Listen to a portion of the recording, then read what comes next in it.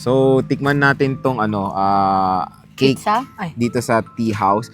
So, yung Tea House, local to sa Baguio, syempre. I think meron na rin tong branch sa ibang lugar. I don't know. Pero ito kasi, syempre, very memorable sa akin itong Tea House kasi nung bata kami, dito kami kumakain eh. At yung cake talaga na to yung tab.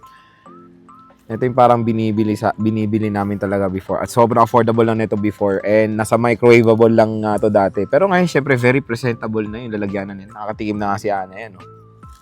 At located na rin sila sa SM. Meron na rin silang SM branch. Ito yung chocolate caramel. 280, no? Yeah, 289. Something, 285. 280 plus na siya. Before talaga, nung syempre inflation, nasa less than 100 pesos lang to before. And I think ito rin talaga yung binibili ko nun. Marami na kasi silang flavor ngayon. Kasi dati, hindi ako nagkakamali. Ang flavor lang ng ganito is strawberry and chocolate. So ngayon is marami na silang option. Sobrang moist yung cake.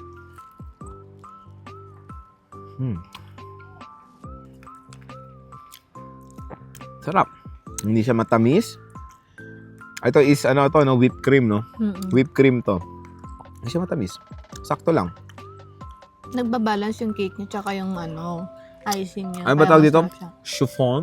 No, moist cake yan. Ang chiffon kasi yung fluffy na parang moist cake yan. Sarap.